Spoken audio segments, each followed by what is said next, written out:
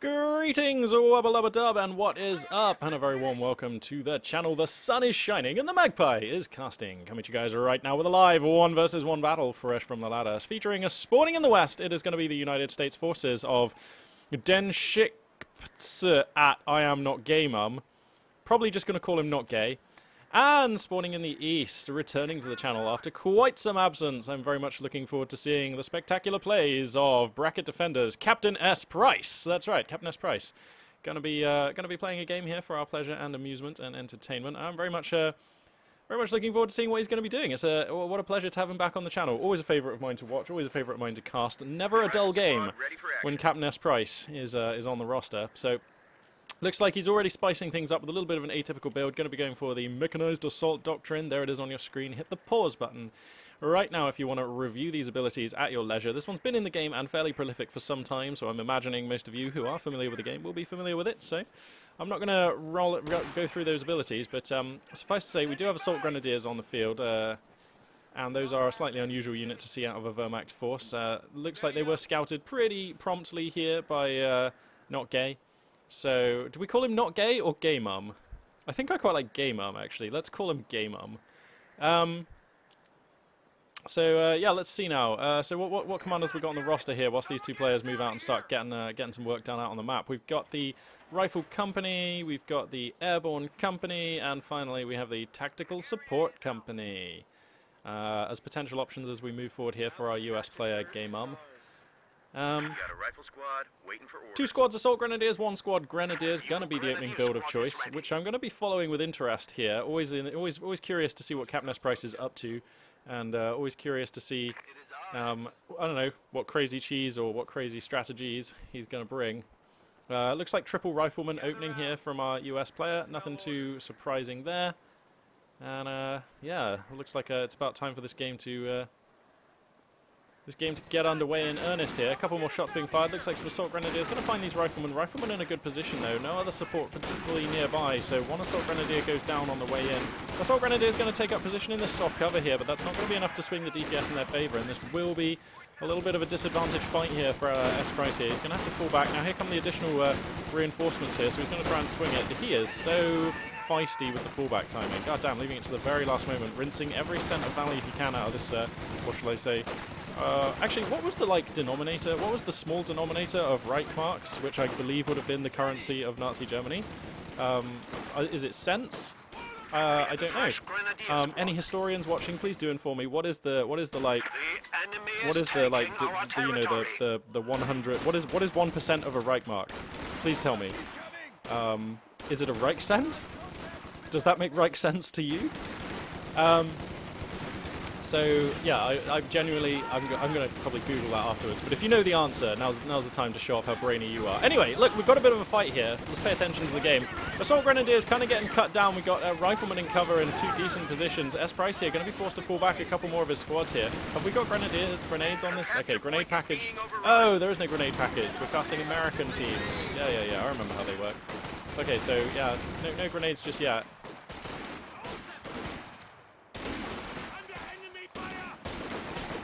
And kind of looks like S-Price here more or less on the back foot. He does have a fuel connected, no muni though, so he is tailing on munitions income. Lieutenant has been assigned to field ops. And he's gonna have a hard time here, as a lot of his squads have been pushed back. So we're gonna see. I don't know actually. A couple of American squads also forced back here. I don't know. Probably both players trading evenly. I'm probably making mountains out of molehills here. But we're gonna have a scout car coming out from the American player, which indicates that Lieutenant attack is complete. So, yeah, that's going to be the tech route of choice here. And I guess I like that, since that opens up 50 cals, and I like 50 cals when your opponent has Assault Grenadier. We're taking fire! Oh, Magpie, learn your tech trees. Wait, where is the 50 cal? Did they move the... What the...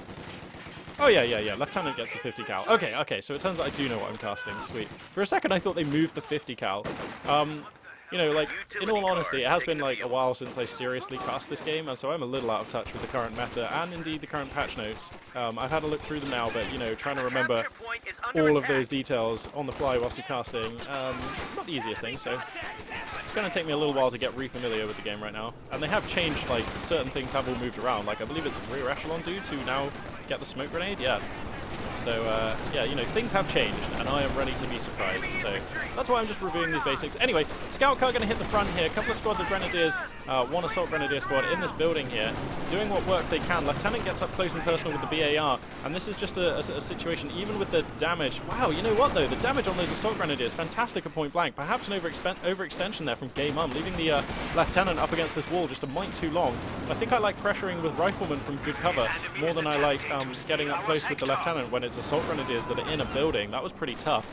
So Price there, able to trade much better than I thought. Outnumbered are these squads as well. Meanwhile, Price with grenadiers capping in the south. Gonna look to grab himself a muni point here. And look to redress the resource differential here. But it looks like GayMom gonna go for the cap here, the resource cutoff point here. And I think of all the maps in the Company of Heroes map pool, you know, this map has a lot of spawn bias. I actually think the game is a lot harder spawning over here in the east than it is spawning over here in the west. That's just my opinion. That's just how I feel from having played a lot of games on this map. But depending on how the game goes, on average, I think it's really much easier for the western player to control this point.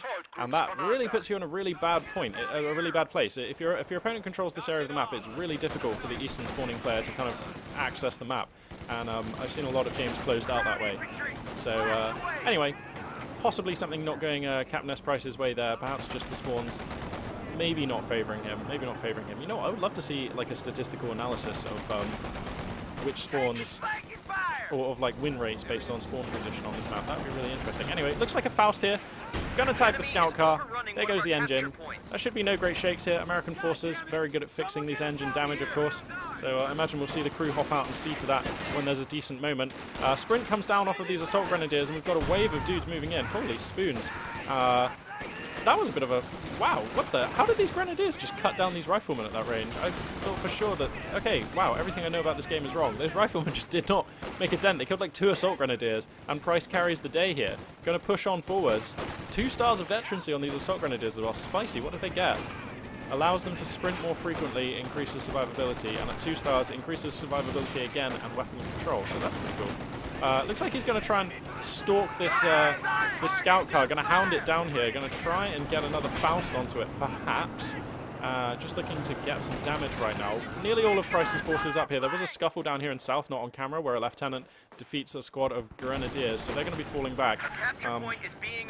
Let's take a look at the scoreline differential here. It looks like it's 486 for Price, 450 for his American opponent, so opening up a 35 ticket lead now as it is, and that's going to be useful for Price. Anytime you can get ahead of USF in the early game on the scoreline, that usually is going to put you in a place where you're not under so much pressure in the mid and late game, and that's a real luxury when you're playing as German forces. Looks like we've got the half-track assault group coming on here. Panzer Grand Squad going to be reporting for duty here. We've got thick fighting going on in mid here. Hard to tell exactly who's getting the upper hand. Both players trading relatively evenly. But these Panzer Grenadiers are going to come in for the drive-by here. Putting some damage onto the lieutenant. Not as much as you'd like, though. Assault Grenadier is going to get up close and personal in good cover. I suppose at this range the cover actually won't apply, but still getting up into a good range on these riflemen. And Price just kind of looks like this is a style he's really comfortable with, actually. He's getting good value out of these units. I keep seeing him taking fights that I just expect the American riflemen to be taking, but they're not. Oh, and the 50 cal here showing up for GayMom. This could be the first big swing of the game here, as we've got a 50 cal just not set up. That is a glitch. That 50 cal should not be levitating like that. That is unusual shizzle for sure.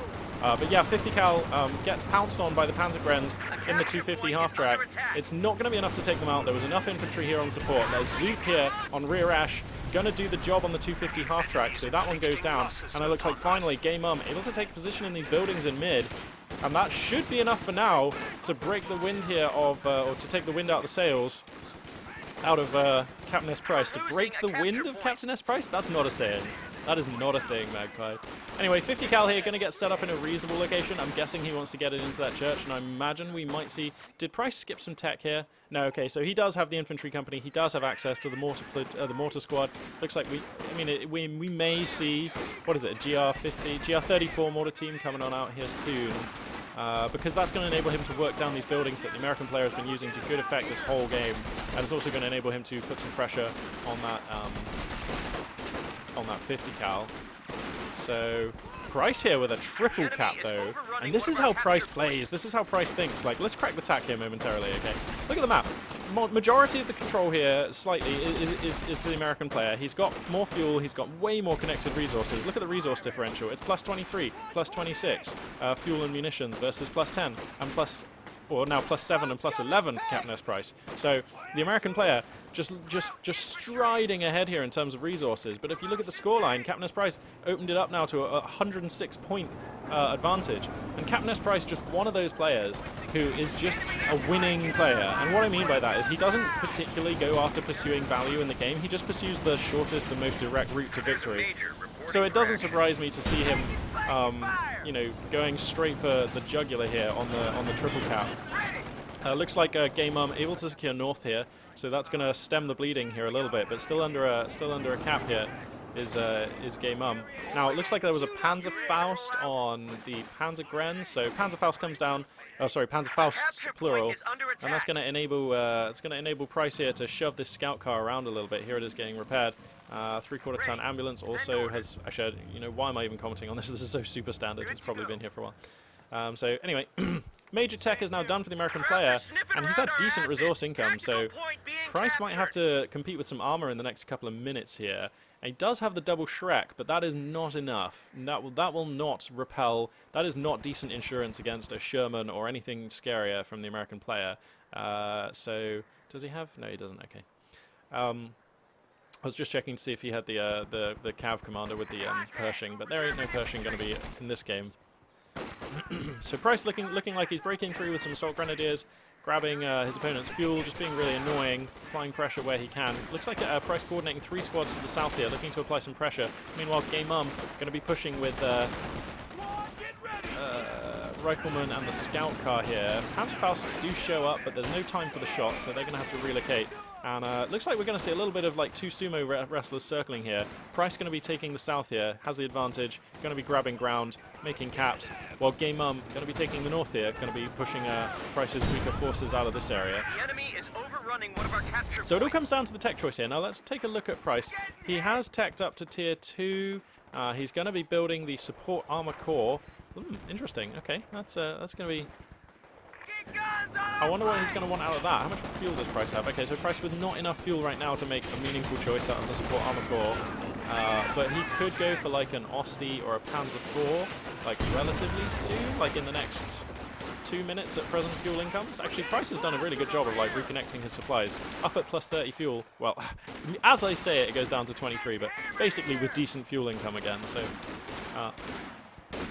he'll be able to make a tech choice shortly. GayMom up to 106 fuel. Yeah, how much does a Pershing cost these days? Sorry, not a Pershing, a Sherman. A Sherman costs 110 fuel. Okay, so he could grab the Sherman like right now, and I actually don't hate that choice. I still think Shermans are like reasonable against Panzer IVs if you set them to the AP rounds, and the support is here, and that would make use of his early resource income advantage. I don't rate saving for a Jackson. I hear Jacksons have had a lot of changes, actually, and I haven't really had... I cast that one game with some Jacksons in it a while ago, actually. But yeah, Jacksons have had a lot of changes, so I would be keen to see one of those. Don't know if GayMom's going to save up for that. Looks like we've got a call-in coming in here. That's going to be the... what is this?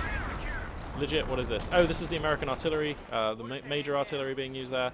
60 munitions being spent to take out a building, secure a position here. Flammenwerfer going to make its way across the ice.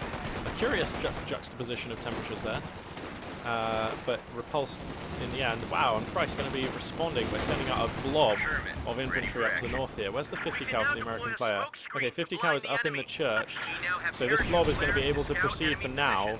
A couple of Shreks going to fire in. One manages to find the scout car. Possibly a second shot coming here, but it is not made. So the scout car is going to sneak away to fight another day. Meanwhile, the south of the map completely quiet. GayMom could easily send some infantry to secure stuff down here, and I wouldn't hate seeing that. Man, this has been a good game so far. Lots of action, keeping it thick and fast. And Price here with a stunning advance there. Look at this. like we've got 5 squads on the retreat right now for GayMom. It's going to be a minute before he has them back on the field, and Price with nearly full strength up on the front here. So looking pretty good right now for our German player here. Price beginning to flex his muscles, beginning to feel his way into this one. 470 over 330, so he's maintaining the objective pressure, and I like that. GayMom going to be doing all he can here, going to be trying to establish a triple cap here, but Price is going to get north.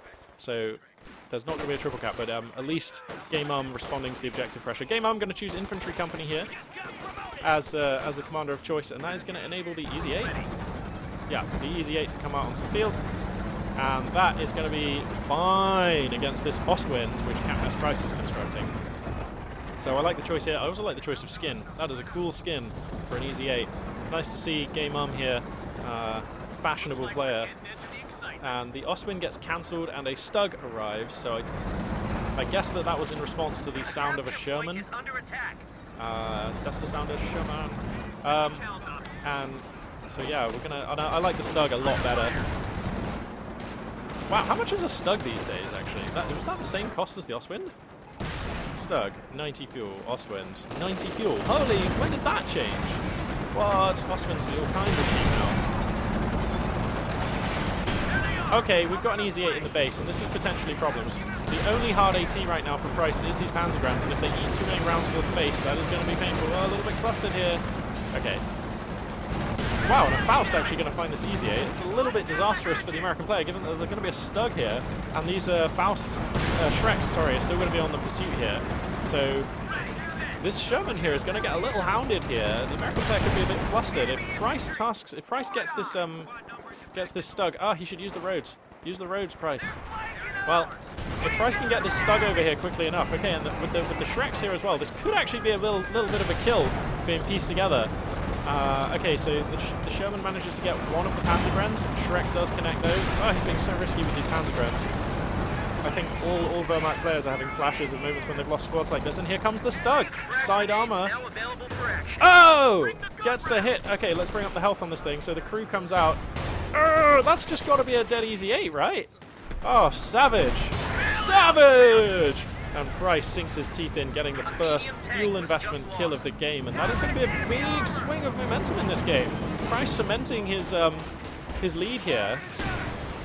And I am going to call it a lead, even though this game has been so tenuous, and even though the minimap is like totally red. Oh, whoa! He's not going to be cementing his lead much further if he loses the Stug here, though.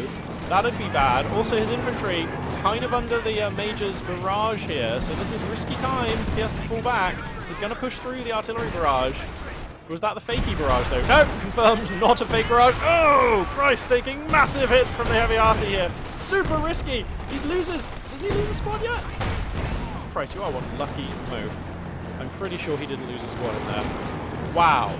Okay, and now he needs to GTFO with this Stug, like, right now. Because it's just taking hits. What happened to the rear Esh with the Zook? Okay, oh, sorry, the vehicle crew. Okay, so they had to fall back. Do these rear Esh also have a Zook? Yeah, they do. Do they? Oh, okay, sorry, I take it back, they don't. Okay, so I guess that Stug actually not in immediate danger. No other AT resources in the Neovon here for CaptainSPrice.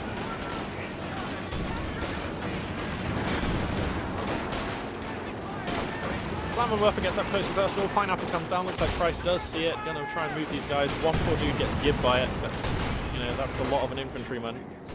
And Price right now. Let's take a look at let's crack the tack here. Price completely compressed into his base. His entire position has been compacted here, and that is always super bad. That is a sign that you're actually doing really badly. So Price behind right now. It's okay. He's got some time to work with. He's under a triple cap. His lead now down to about 60, 59 tickets. And he's going to need to do all he can. This is what I mean. This is the problem, okay? This map so often devolves into fighting on this screen's worth of space for this point, and the minimap so often looks like this because the Western spawning player it's really tough for the Eastern spawning player. Like, it always comes down to if the Western spawning player can control this spot, then you just can't really access the map as the Eastern spawning player. So I feel for Price here. He is going to break out of this bottleneck. He needs to fan his squads out now and just start grabbing land, making use of this window of time he's bought himself here to break back out onto the map, because if you're just fighting around here, you're never going to win as the Eastern spawning player. Stug here getting repaired, so that thing's going to be back in circulation shortly. I believe the Easy 8 that it killed. The crew were actually out of that, which I think means it didn't get veterancy, like it was just kind of shooting a neutral object. I don't know that those give veterancy. I'm pretty sure they don't. They didn't in my day, but you know, things change. So yeah.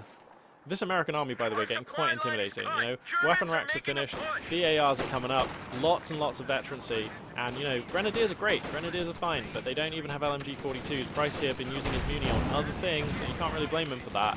And, so yeah, this Allied infantry actually just super strong, totally going to be able to bully the Axis infantry. And right again, looks like, you know, Price did his best to try and break out on the map, but he just finds himself attacked, compressed, and just assaulted at this point. He should probably try and send some forces up to the north, like at least a squad, just to go for the the command point. But this is tough times now. His score lead has been eroded away, and Price on the ropes a little bit right now. 58 fuel as well, ain't enough to make another choice. And GayMom actually, with all the fuel in the world, if he can man up some manpower, then he'll be able to make a fuel choice here shortly. He could go for, I mean, a Jackson or an Easy 8. They'd both be fine. Possibility of a squad wipe here as a rifleman squad on really low health does manage to extract safely here for Price, but I don't know what Price can do here. This seems really bad. I mean, he's just...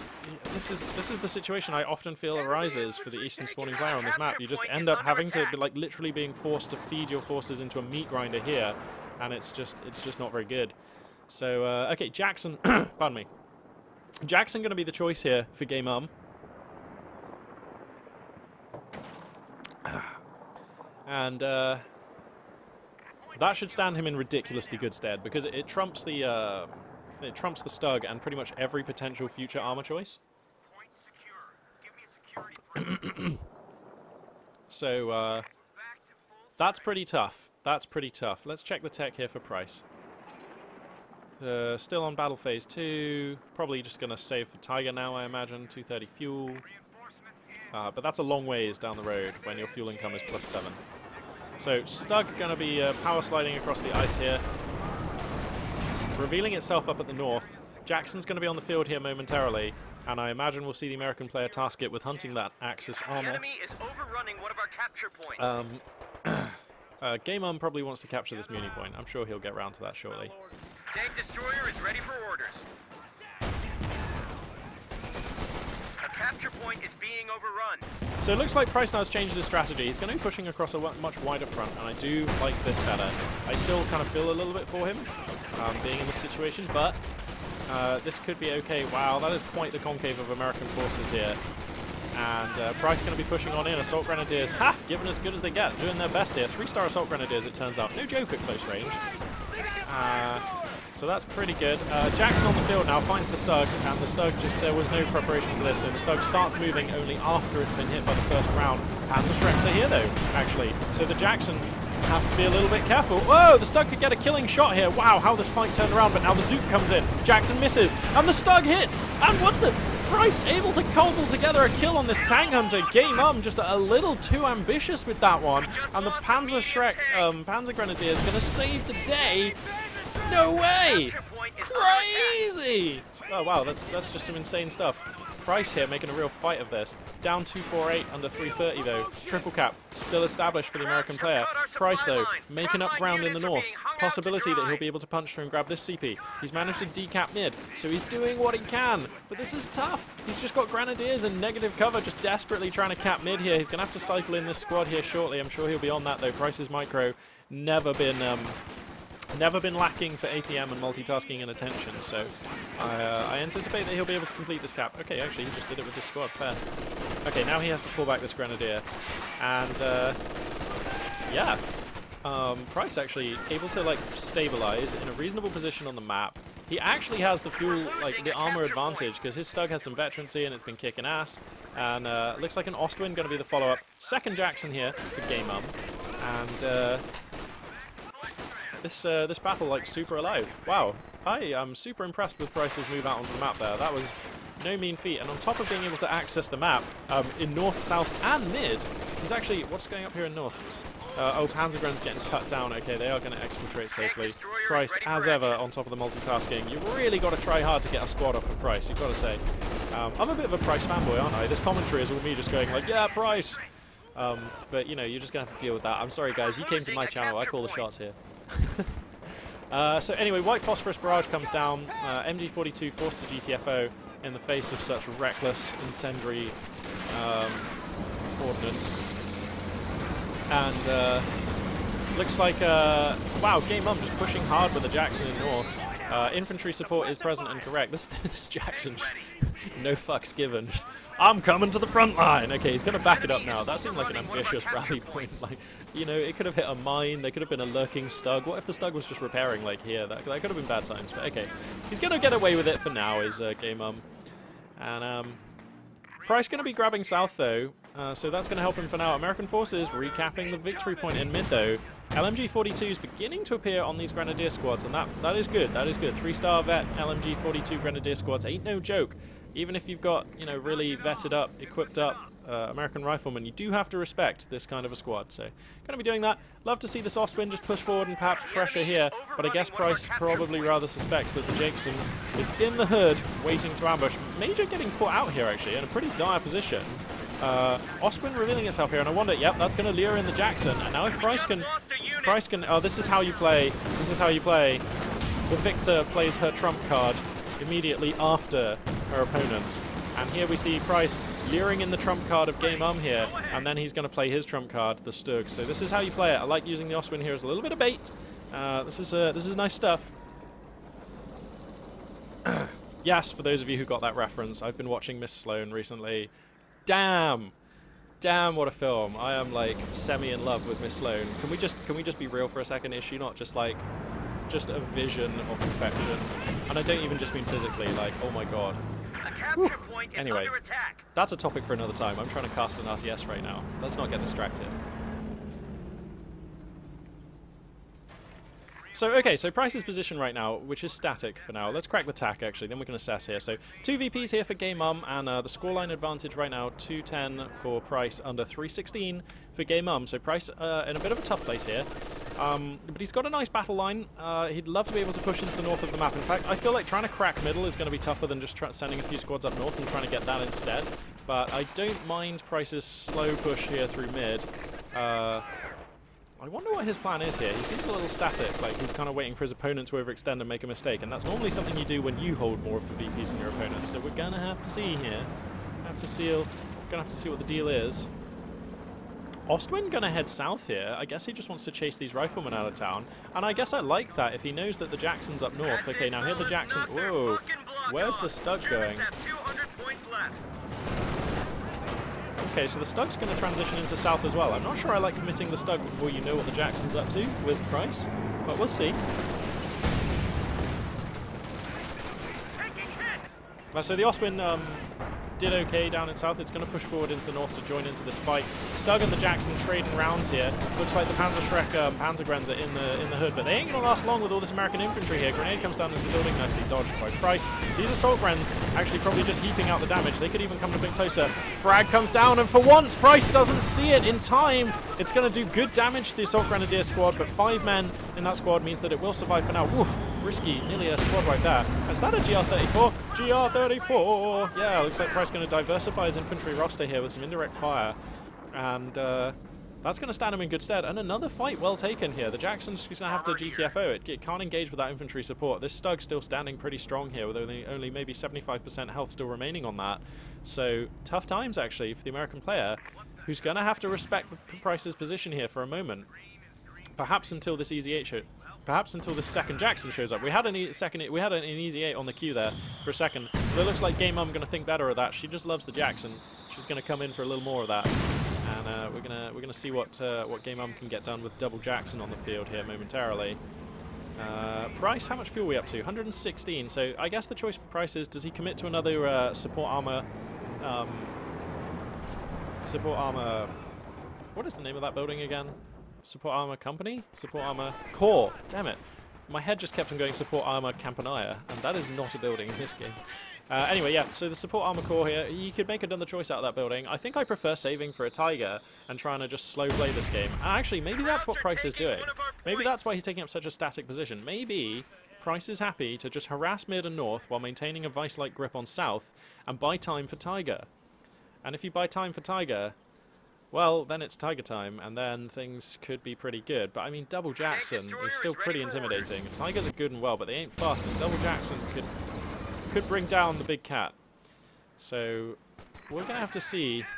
Maybe after he sees the second Jackson, Price will pick a second Stug.